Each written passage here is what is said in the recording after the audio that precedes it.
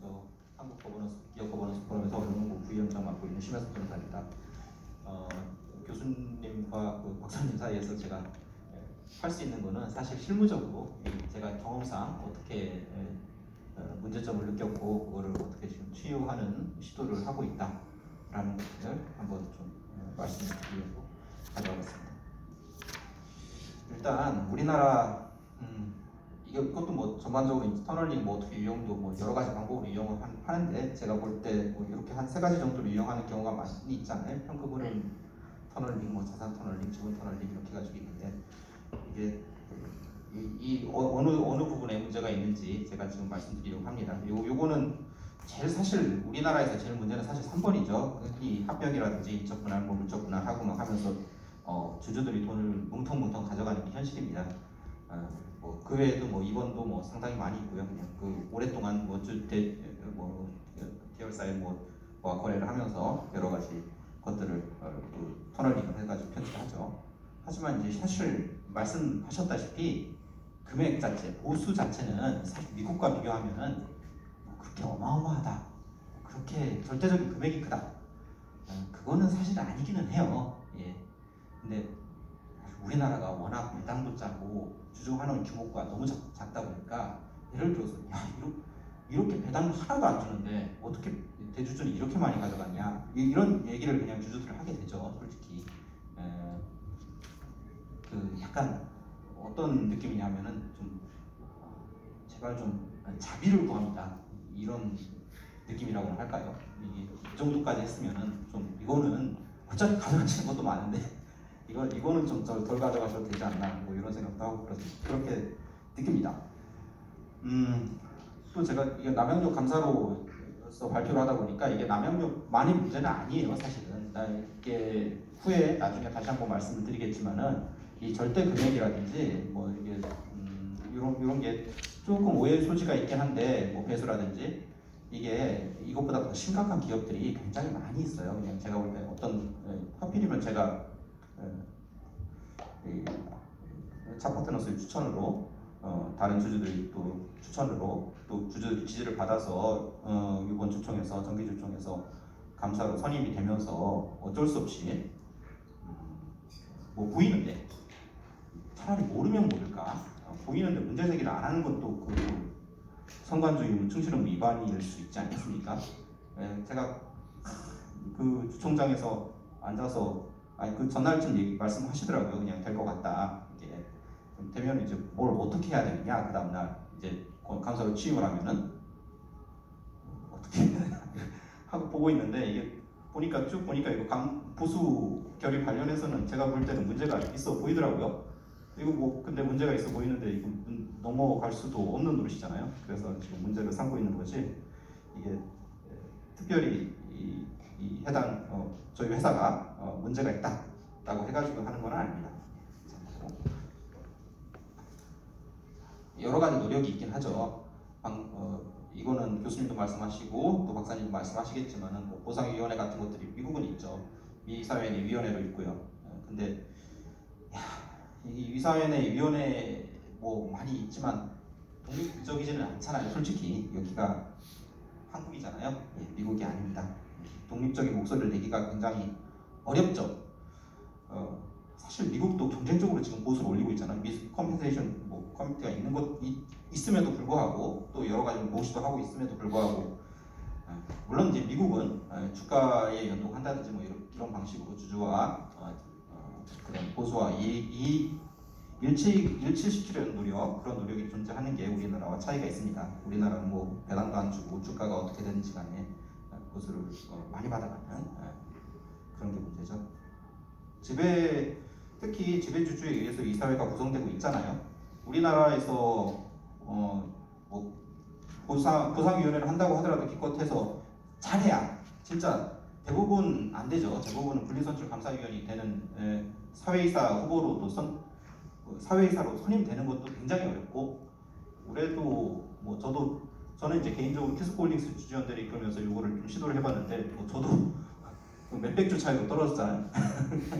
그래서 이게 근데 그렇게 떨어지는 것도 사실 그 사이에 그 불공정한 일들이 상당히 많이 있었어요. 꼭 이스트 스프링 그런 문제뿐만 아니라 사실 회사가 마음 먹고 예를 들어서 공평하게 뭐 위임장을 마련하기로 했는데 막판에는 뭐 이런 형식의 위임장도 인정하겠다라든지 뭐 예를 들어 신분증이 없는 위임장도 인정하겠다라든지 뭐 이런 식으로 회사가 룰을 바꿔버리더라고. 그렇게 되면은 사실 뭐랄까 표를 모아온 주주들 입장에서는 좀 황당한 얘기도 하지만 사실 주주들이 승리하기 굉장히 어려워요. 자, 그래서 승리를 하면 뭐 어떻게 되느냐? 그러면 이제 3명 중에 3명 되는 거잖아요. 3명 중에 3명 되면은 이렇게 되는 거죠. 이제 서로 얘기를 잘 나누고 표결합시다 하면은 잘 들었습니다. 표결합시다 하면은 이제 끝나는 거잖아요. 사실 그게 끝입니다. 그냥.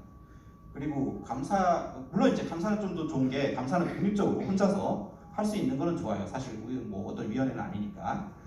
근데 감사라고 하더라도 여러 가지 방법으로 사실 어떤 직무 수행에 어려움을 가중시키는 일들을 할 수 있는 방법이 많이 있더라고요. 그건 좀 어려운 일입니다. 어쨌건 간에 보상위원회는 그런 한계가 있다는 거. 그리고 주주총회를 통해서 통제를 하려는 노력도 있죠.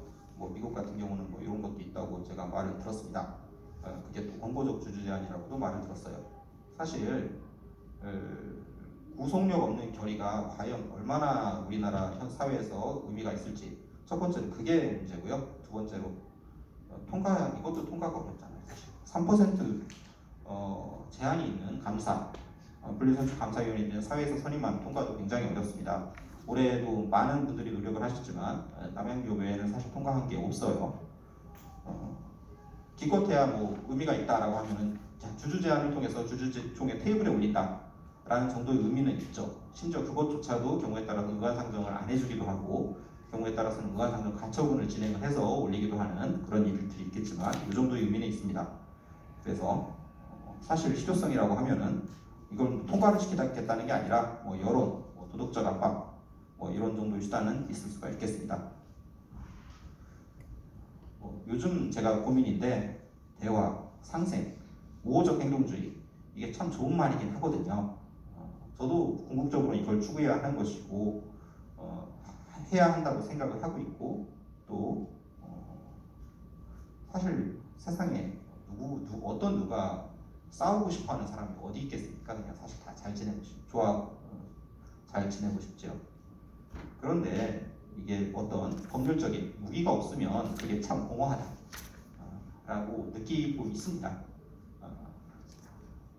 현재 어떤 액티비스트들이 뿐만 아니라 주주들, 그냥 일반 주주들, 소액주주들, 보통받는 소액주주들이 할 수 있는 게 흔히 할 수 있는 게 제일 할 수 있는 게 감사나 분리선출 사회이사 선임 시 3%를 이게 유일한 무기로서 역할을 해요.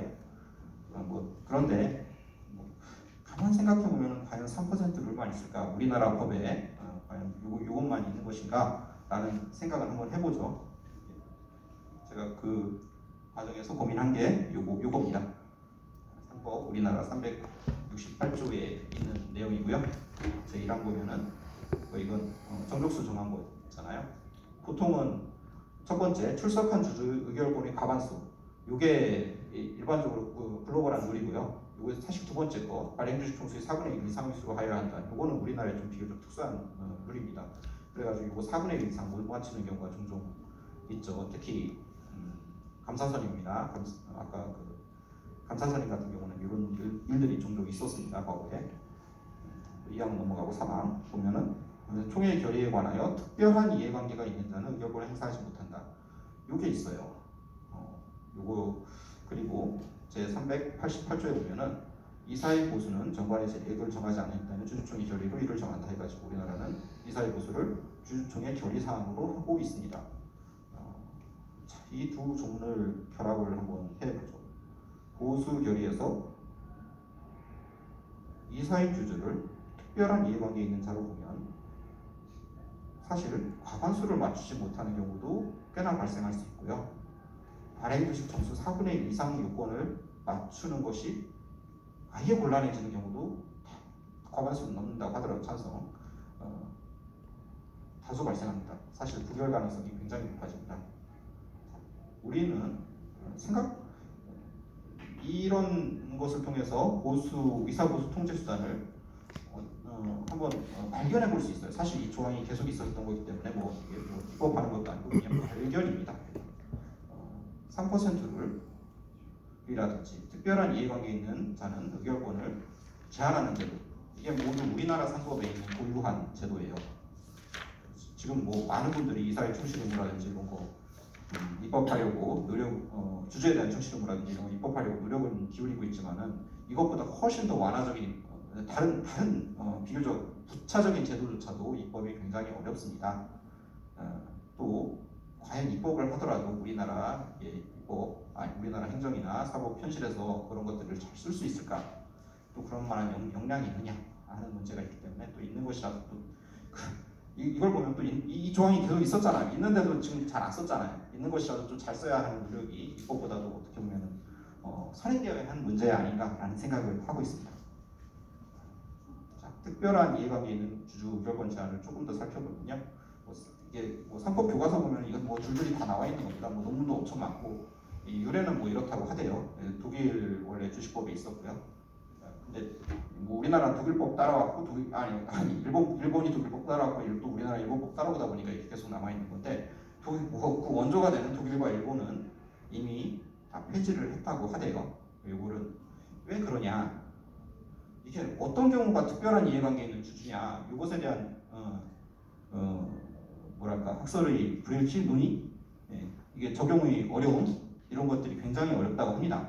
예를 들어서 계열사가 합병 때 대주주는 의결권이 저는 그냥 논리적으로 이때도 보면 특별한 이해관계 있는 것 같아요. 예를 들어 동원산업이나 옛날에 동원 엔터프라이즈 합병할 때 보면은 저는 그런 것 같은데 그런 경우는 또 아니라고 또 학설이 많이 얘기합니다. 도대체 어떤 경우냐 하면은 개인법설도 있고 단체법설도 있고 굉장히 경우가 많습니다. 그런데 개인법설이 이게 통설이라고 합니다. 개인법설은 무엇이 개인적 이해관계인지에 대한 판단이 굉장히 어려워요. 예를 들어 계열사 간 합병이면은 이게 개인적 이해관계 저는 있는 것 같은데 그 개인법설에 의하면 계열사 간 합병은 또 아니랍니다.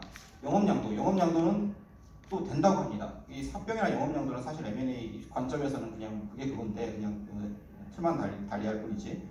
좀 이것도 문제가 있죠. 어쨌건 간에 그건 다 차치하고서라도 제가 이제 우리나라 교과서를 다 찾아본 바에 의하면 이사회 보수를 정하는 결의에서 이사회 주주가 특별 이해관계인이 아니다라고 하는 견해는 하나도 없어요. 100%. 이거는 이때는 특별 이해관계인이라고 합니다. 물론 이제 반대 견해가 아예 없는 건 아니고요. 제가 논문 같은 거 보면은 이런 김하준 교수님이라든지 이렇게 해가지고 이걸 인정하면은 실제로 아까 4분의 1 요건을 못 맞추는 경우도 있을 수도 있고 하기 때문에 이거는 아니다라고 하는 견해가 없지 않은데 내가 하나 찾았어요. 하나. 그래서 반대 견해는 거의 없다. 왜냐하면 특별한 이해관계 이게 문제가 있다. 이거 독일도 없앴다. 일본도 없앴다. 사실 개인법설이고 단체법설이고 이게 말은 그렇다 치지 실제로 어떻게 적용 과정에서 굉장히 어려움이 많다라고 하더라도 사실 아무리 해석 범위를 좁혀도 조항이 있는 이상 이사 보수까지도 그 조항에서 배제하기 그 해석 범위에서 배제하기가 굉장히 어려워요. 사실 이사 보수 말고 어떤 경우가 또 특별한지 그러면 이것까지 배제하고 나면 그러면 이 조항은 언제 쓰느냐, 언제 적용하느냐 라는 문제가 있을 수 있죠. 그래서 단 두 가지 이사 보수라든지 이사 보수와 주주총회에서 이런 결의는 거의 없는데 없을 것 같은데 이사의 책임을 면책시키는 결의 이 두 개만은 아무리 이렇게 개인법설이라고 하고 여러 가지 견해를 좁히는 견해에 의하더라도 특별한 이해관계 있는 주주라고 합니다. 그래서 게다가 이게 그러면 학설에만 있느냐? 학설에만 있는 것도 아니에요. 제가 보니까 저도 원래 판례 한두 개 정도는 알고 있었는데 이걸 하면서 제가 다른 로펌을 통해서 좀 더 리서치를 의뢰를 했더니 판례를 몇 가지 찾아주셨습니다. 이게 다 여기도 보면은 여기 이 2.8과 47805 판결을 보면은 대표이사인 C는 이번 퇴직금 지급 규정을 설정하는 이 사건 결의에 대하여 상법 368조 제 사항에 따라 의결권 행사가 제한됨에도 불구하고 의결권을 행사했다. 그래서 하자가 있다. 이렇게 판결했고, 그 다음 밑에 판결도 보면은 A는 본인의 보수를 정하는 안건에 대해서는 특별 이해관계가 있다라고 했죠. 근데 뭐 결과적으로는 결론은 다른 이유 때문에 달라졌지만 어쨌건 간에 됐습니다. 이것도 서울 남부지방 판결도 대표이사이던 주주 D는 D 자신의 보수에게 영향을 미칠 수 있는 이사의 보수 한도, 이거 개별 이사 보수, 우리나라 개별 보수 안 하고 전체 한도를 정하잖아요. 그 보수 한도 안건에 대해서 주주 입장을 떠나서 개인적으로 이해관계를 가지는 특별한 이해관계에 있는 자에 해당한다라고 판결했습니다. 그리고 그 밑에 있는 판결도 이사의 지위를 겸하는 주주는 이사의 보수 한도를 정하는 결의와 관련하여 개인적으로 이해관계가 있으므로 이에 따라 상법 아까 386조에 따라서 이사의 이결권 행사가 제한된다라고 해석을 했습니다. 자, 저는 그것도 사실 의문이에요. 이게 저는 사실 이거를 남양유업에서 처음 한 건 아니고 과거에도 한번 제가 다른 회사를 투자하다가 문제를 삼은 적이 있습니다. 그래서 근데 과거부터도 별로 문제 제기를 안 하고 쭉쭉 보수 한도 결의에 대해서는 통과가 되더라고요. 그래서 왜 그럴까라는 게 있었습니다. 소개한 판례는 모두 비상장 기업에 대한 겁니다. 사실 상장 기업에 대한 건 없었죠. 그 이유에 대해서 좀 생각을 해봤는데 사실 2017년 말까지는 섀도우 버팅이 존재를 했잖아요. 아까 368조 제1항 보면은 과반수와 4분의 1 이상의 수, 이 두 가지가 있는데 섀도우 버팅이 없었다면은 사실 2번 요건을 채우는 게 굉장히 어려웠을 거예요. 아마 2018년 이후 주주총회에서도 사실상 그냥 누가 문제를 삼지 않아서 그렇지 이사 보수 결의가 부결된 것으로 봐야 되는 경우 굉장히 많았을 것이라 생각합니다. 근데 이게 문제의식이 있고 누군가 주총 결의 취소를 구한다든지 아니면 주총장에서 이의를 제기한다든지 대표이사한테 그걸 내놓으라고 한다든지 이런 문제를 해야 되지 않겠습니까? 하지만 이게 원래 주총의 결의 취소 제기를 하는 경우가 없었을 것이라고 생각해요. 또 이를 요건과 관련해서는 사실 그동안 우리가 늘 감사선임이라든지 이런 것과 관련해서만 주주가 무기를 가지고 있다고 생각하고 있기 때문에 특별한 사정이 없으면 아마 이사회 의안에 찬성하는 분위기가 있기도 하고요. 또 관행이기도 하고 쭉쭉 넘어갔다고 생각합니다. 하지만 섀도우 버팅이 폐지가 됐잖아요. 사실 감사 관련해서도 3%는 과거부터 늘 존재했지만 섀도우 버팅이 있으면서 상당히 어려움을 겪어왔습니다. 하지만 그때 섀도우 버팅을 폐지하고 난 다음서부터 4분의 1 이상 요거에 미달하는 경우가 굉장히 많았어요. 그해 2018년, 2019년 이런 때 굉장히 많았죠. 무더기 부결 사태가 발생했습니다. 그래가지고 전임 감사가 그만두지 못하고 계속 감사를 해야 되는 경우도 많이 있었죠. 또 그걸 통해서 굳이 주재를 하지 않고도 그냥 주총장에서 부결을 통해서 주주가 주주의 어떤 의사 표시를 하는 경우도 굉장히 많이 있었어요. 피지배주주가 스스로 감사 선임에는 실패했다고 하더라도 지배주주의 감사 선임을 저지하는 방식으로 의사 표시를 하는 게 가능했습니다. 하지만 이것과 관련해서 입법적으로 해결을 하긴 했습니다.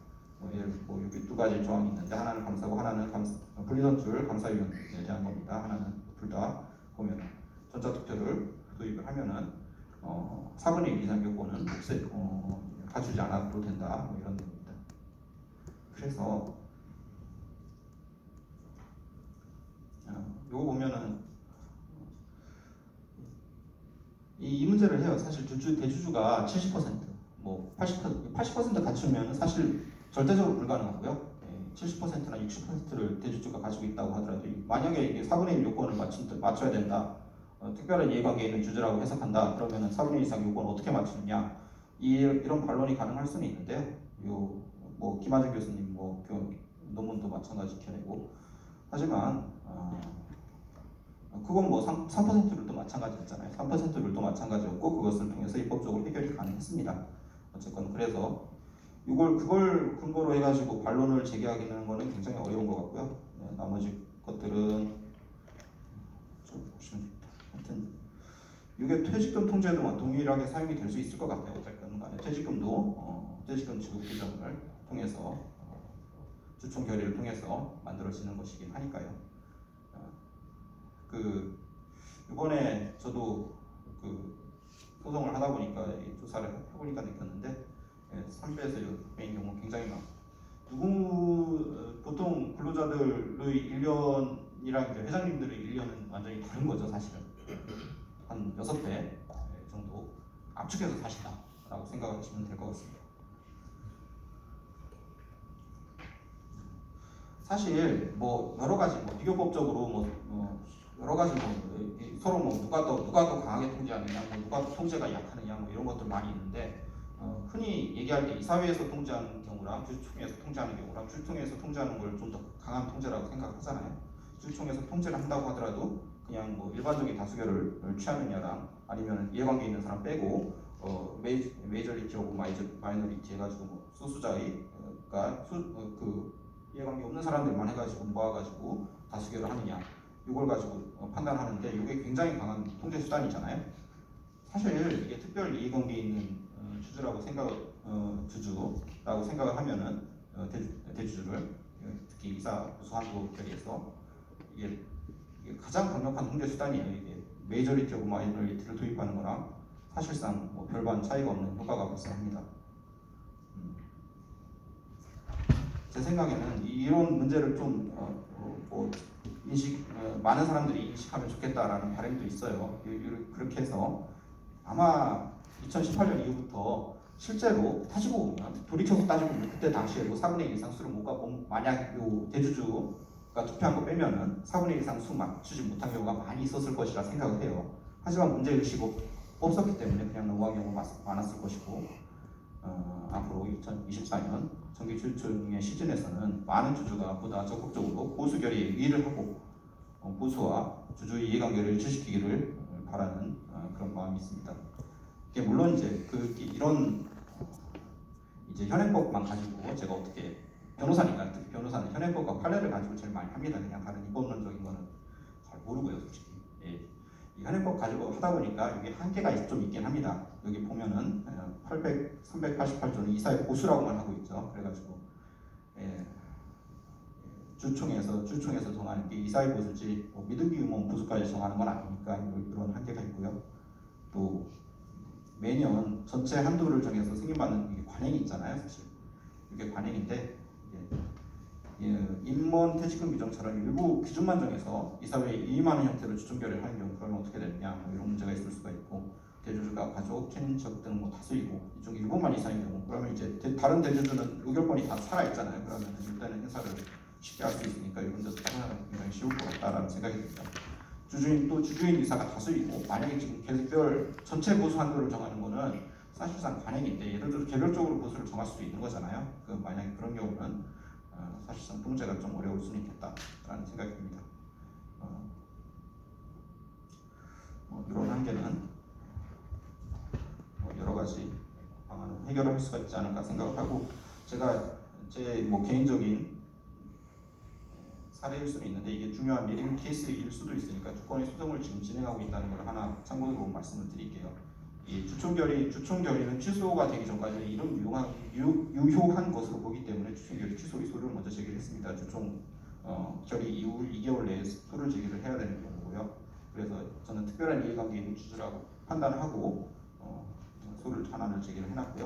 또 두 번째는 부당이득 반환 및 손해배상 소입니다. 이 중에서 부당이득 반환 부분이 이 퇴직금과 관련한 퇴직금이라든지 보수와 관련한 부분인데요. 만약에 보수한도 규정이 취소가 되면 이제 무효가 되잖아요. 소급해서 무효가 되는데 그렇게 되면은 그동안 받아간 보수는 당연히 부당이득 반환의 대상이 되고요. 특히 남영역은 좀 특수하게 지금 한행컴퍼니와 홍원식 회장님이 소송을 진행 중입니다. 그 소송이 저는 올해 내에 끝날 것으로 그냥 그건 제 법률적 결례입니다. 법률적으로 예상을 하고 있고 그렇게 되면 올해 내에 퇴직할 가능성이 상당히 높다라고 생각합니다. 만약에 그렇게 되면 아마 퇴직금이 지급돼야 되잖아요. 근데 임원은 근로자가 아니에요. 사실 이것도 많이 헷갈리는데 임원 근로자랑 똑같이 생각하시는 경우도 많이 있더라고요.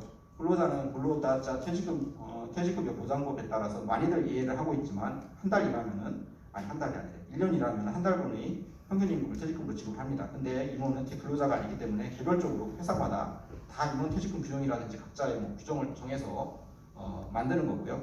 그 임원 퇴직금 규정은 회사마다 다르지만 근속기간 곱하기 최종 월 보수액 곱하기 배수 이런 공식을 취하는 경우가 많습니다. 이런 공식에 따르면 최종 월 보수액이 있어야지 사실 퇴직금도 계산이 나오거든요. 근데 만약에 올해 같은 경우에 퇴직이 되고 또 보수하는 결의가 취소되면 최종 월 보수액이 0, 제로가 되는 가능성이 있습니다. 그렇게 되면 퇴직금도 결과적으로 0에다가 아무리 다른 걸 곱해봤자 0이잖아요. 그러니까 퇴직금도 제로가 되고요. 만약에 퇴직금이 지급되면은 그것에 대해서 반환을 구할 것을 예정하고 소를 제기하는 게 두 번째 부당이득 반환 및 손해배상 청구 의소입니다.